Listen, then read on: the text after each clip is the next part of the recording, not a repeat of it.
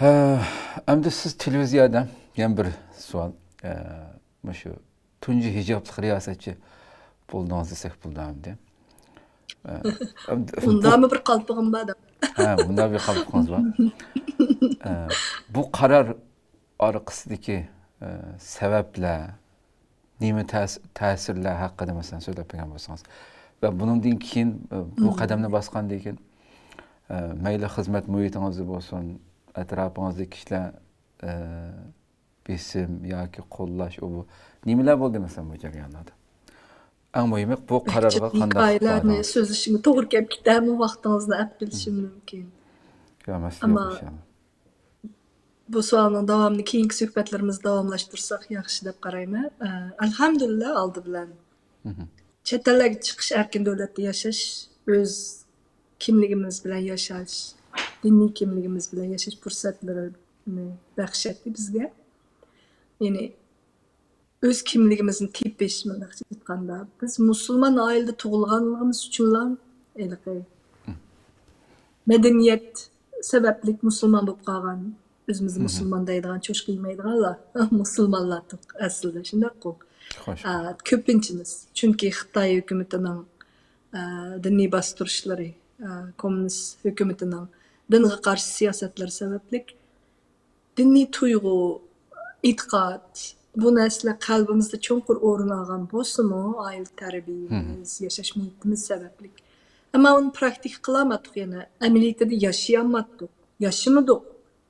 Shunday-ku. Qurbon hayit ro'zasini o'tkazatdik, bu musulmonlar bayramida. Ammo haqiqiy islom yo'lida farzlarni ado qilib turib yashash fursati bo'lmagan. Ammo Amerikaga chiqqandan keyin buni o'rganish, bilish va shu yo'lda yashashning to'g'riligini bilish jarayoni bo'ldi. 10 yillar ketdi mening anqirishimga. 2010-yilda men 5-oyda bu hijoblanishni qaror qildim. U oson bo'lmadi albatta. Men dastlab ishkilandim. Televiziyaga chiqishga boshlagan vaqtim shu Erkin Osiyo radiosi televiziyasi. Xabar beradi-ku, haftalik xabarlar programmasi va boshqa programmalar. Çünkü bu hijabımda televizyaya çıkkanda ivtamdım. Yo'qda. Bunu çekkenken ben anmasligim kerak. Bu islom yo'lida yashashini o'zim tanlaganman. Shu bu yerda ta'sir qilgan birinchi narsa albatta shu hidoyat deb o'ylayman. Allohning roziligi uchun. Buni chekdim. Ikkinchisi, u mezgilda dal shu diniy bostirishlar haqida xabar ishlayotdim. Hemşirerimizning vatandagi hemşirelarning yog'liq chekin namoz o'qigani uchun turmalarga so'langanligi, yog'liqlarning julib ilinganligi, ko'ynaklarning ko'chalardan kesib tashlanib qisqartirilganligi degandek inson haqlari, tajovuzchilik harakatlarining avj olganligi, to'g'ri xabarlarni ishlash jarayonida Muş Uygur xalqining qizlarining shu yog'lig'i ko'chalarda tatib ilingan shu qizlarning bergan intervyulari, bergan uchurlari menga ta'sir qildi. Shular shundoq bir zulm ostida turib, yana mushu dinni o'zining dini uchun, o'zining g'urur uchun, o'zining aqidasini qo'g'dash uchun bu qadar jasorat qilgan edi. Men erkin bir davlatda turib, nima uchun buni jasorat qila olmayman? Uyg'urlardagi bu diniy kimlikning qanchalik muhimligini men nima uchun boshqalarga his qilg'iza olmayman deb bu ikki xil narsaning kuchi bilan men bu hijoblandim. Alhamdulillah. Ammo hijoblanganlik sizning eng asl musulmon hammaga ya'ni itoat qiladigan butun ish harakatingiz zodi ulgulik bir musulmon bo'lganingizning nimasi emas. Biz insonlar kunda Ügünüş bir jarayon ekanmiz. Kunda xatoliklarımni his qilmay va buni tuzatishga tirishim albatta. O'zimni va boshqalarni kechirishga tirishim. Deydigan u jannat hech qanday gunoh ishlamagan, ya'ni gunoh o'tkazmagan insonlar boradigan joy emas. Tövbe qilishni bilgan, tövbe qilishni o'rgangan insonlarning makoni deydigan. Shuninga har birimizga shunday o'zimizni kechirib turib, Allohning mehribonligiga cheksiz ishinib turib, qo'rqish emas. Mehribonligiga ishinib turib, uning sevgisini bilib turib, shunday ilgirlab yashash fursati bo'lishini orzu qilmay, menga bak kuch qatdi bu.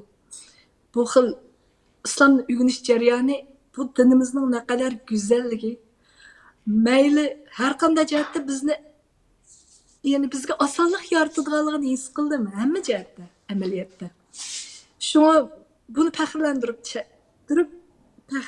turib chagdim va ekranga chiqish orqali boshqa Uyg'ur men uchun menga o'xshash ikkilangan hijoblanishdan o'zining dinli kimligini ko'rsatishdan qo'ringan mundaqcha aytganda o'z yashayotgan davlat hukumatlari xalqlar va boshqalardan qo'rqib xudodan Allohdan qo'rqib emas boshqalarning ta'siridan qo'rqib musulmon bo'lolmayotgan hamshirlarga bir ilhom bo'lsin dedim chegib chiqdim ekranga. Albatta o'xshamagan fikrlar bo'ldi, hatto to'g'rilarda talash tortishlar bo'lib ketdi. Buni xalqning meni sevganligidan deb o'ylayman, qo'llig'idan ko'rganligidan. Agar men hech kim bo'lmasam, ular ko'ngil bo'lmaydigan bo'lsam, qanday kiyinib chiqishim, nima deyishim bilan nima qarish shundaqku. Shu ularning fikrlarini hammasini bir menga bo'lgan mening irodamni kuchlantirish, mening iymonimni kuchlantirishga bo'lgan bir imtihon olg'uchilar deb bildim. Mayli yaxshi fikr olay, mayli yomon fikr olay. İmtihan, bu imtihan deb hammada o'zimga sabr berdim. İnsanlarımız qiziq yeri, insondan savol so'raganda yaxshimisan, qanday ahvoling? Bundaq ig'ir kunda qolgan vaqtimizda, holing nechuk nima qilib beralaymi deb so'rashning o'rniga Alloh o'zining qulidan so'raydigan savollarni so'rab berdi bugungi kunda. Shundaqku. Amaliyotda hech kimning buni mening nima kiyishim, nima uchun kiyishim, nima deb kiyishim, qanday kiyishimni so'raydiganga haqqi yo'q va iymonimni so'roq qiladiganga haqqi yo'q deb qarayman. Har bir inson hammamiz Allohning oldida o'xshashmiz. Uni qilganlarimizga, aytganlarimizga baho berish faqat uning qo'lidan keladi. Biz qullar hammamiz o'xshashmiz. Shundaqmi? Shunga men har qanday fikrdagi insonlarni kechirib etdim va hammasiga rahmat aytaman. Amaliyotda ilhom berganlari Alloh rozi bo'lsin. Ularga shu uning ajrini bersin. Imtihon olg'uchilarga menga raqobat yaratuvchi fikrlarga shu fikrlarni qiluvchilarga yani Alloh rahim qilsin, osonlik bersin. Ben şunday xulosalay. Evet, yumuşak cevap verdiniz.